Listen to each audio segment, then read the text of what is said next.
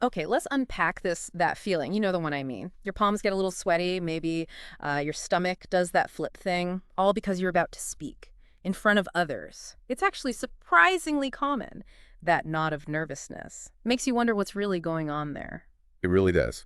And, there's a name for what we're diving into today. It's called glossophobia. Glossophobia. Sounds quite dramatic, doesn't A it? little bit. But it's simply the fear of public speaking.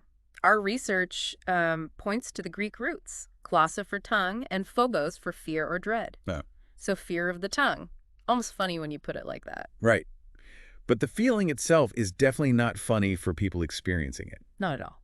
And our mission here really is to get under the hood Yeah. of this anxiety. We're looking at the causes, the symptoms, and crucially, some ways to maybe, navigate it, all based on the research we've looked at. Our sources even mentioned something called communobiology. Communobiology. What's that exactly? It's basically this idea that our biology, our genetics even, might play a part in how we communicate, Yeah. including our anxieties around it. Huh.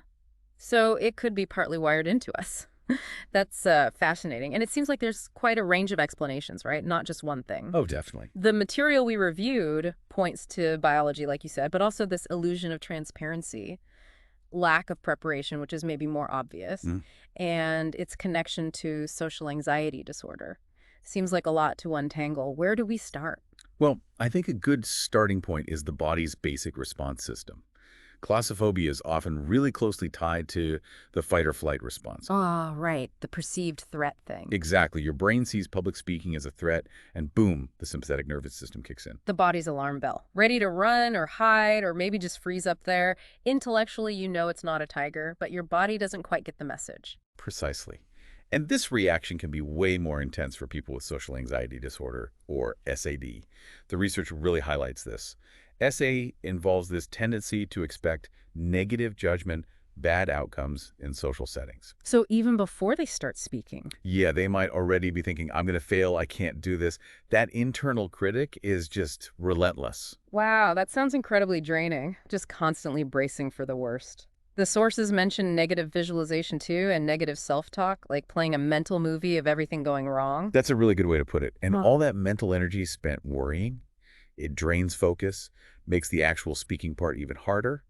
And then there's the self-fulfilling prophecy idea. Right, if you keep telling yourself, I'm terrible at It this. kind of makes it more likely you'll stumble, Yeah. which then reinforces the belief. Oh, It's a tough cycle. a really vicious cycle. And for people with SAD, it sounds like there's even more pressure. Our sources talked about needing social approval, tying self-worth to how well they perform socially, Mm. and even seeing emotions as weakness. That's a heavy load. It really is. Yeah. Like fighting on two fronts, the fear of speaking itself and this intense fear of being judged negatively. Yeah. And there was this fascinating study, actually. They looked at people with and without SAD. After they gave an unexpected speech, they gave them positive feedback. But the people with SAD, they remembered that positive feedback less positively than it actually was. Really? So their anxiety was filtering the good stuff. Kind of. And interestingly, some of the non-anxious people actually remember the feedback more positively. Maybe like a little self-esteem boost, a protective thing. Wow.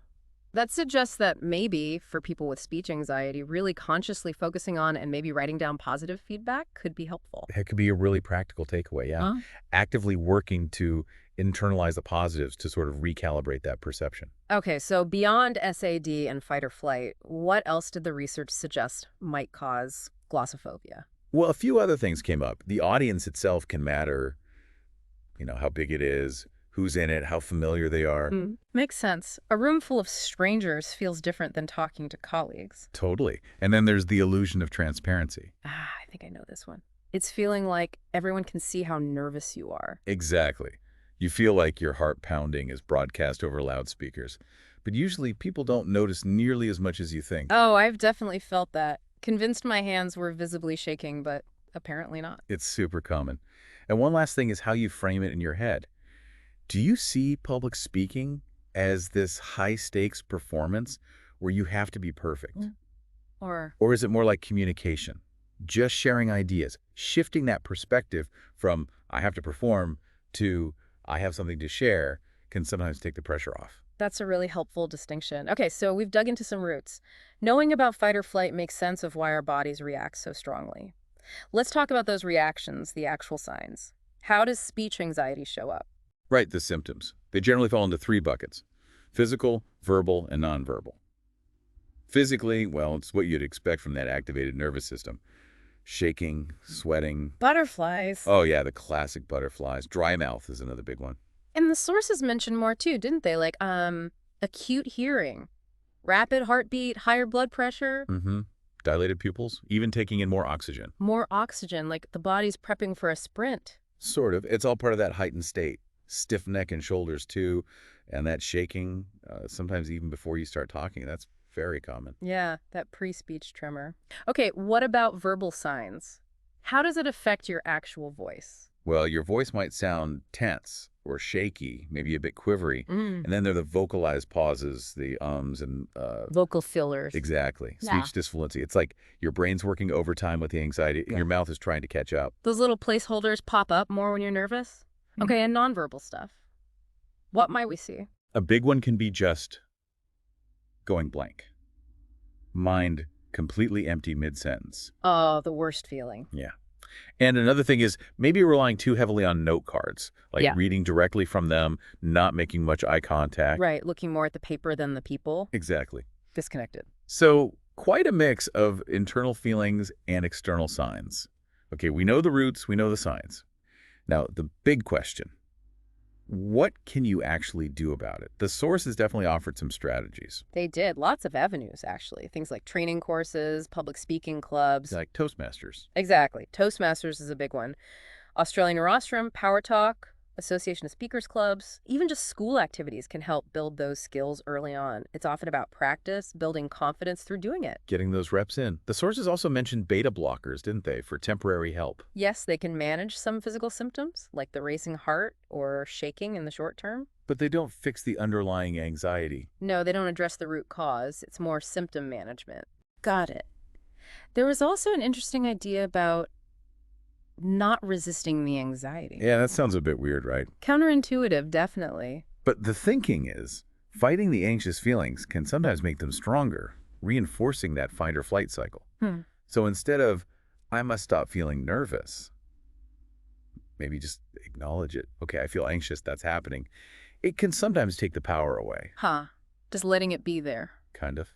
And maybe even trying to channel that nervous energy. Use it to add some passion or liveliness to your talk. Turn the jitters into energy. I like that.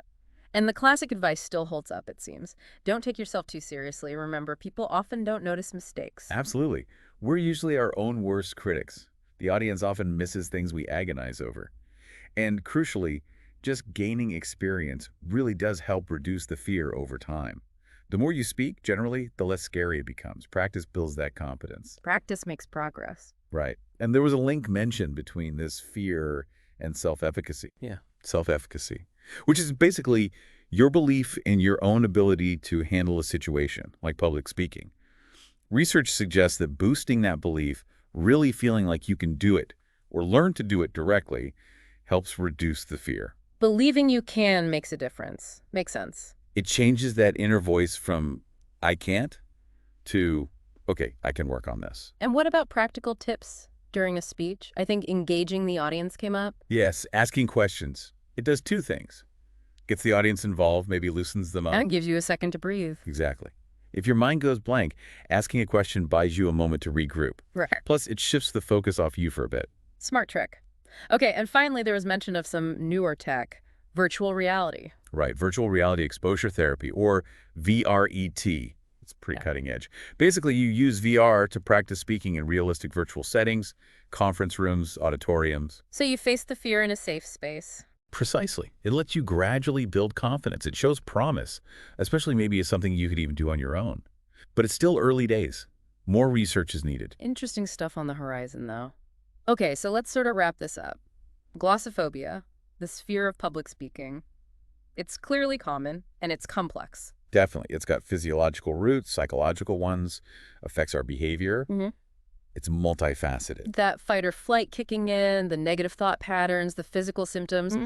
But the positive side is, even if the fear feels huge, there are lots of different ways to tackle it. Absolutely. From skills training to changing your mindset, therapy, even these new technologies, there are options. And maybe, as you said earlier, just understanding where the fear comes from can be powerful in itself. I think so. Knowing the why can help you reframe it Maybe shift from thinking of it as this terrifying performance. to just communicating, Yeah, connecting with people. exactly. Sharing something you know or care about. Yes. It puts the focus on connection, not perfection. So perhaps for you listening, think about what resonated here. Is it building skills, challenging those anxious thoughts, maybe looking into therapy like VRET?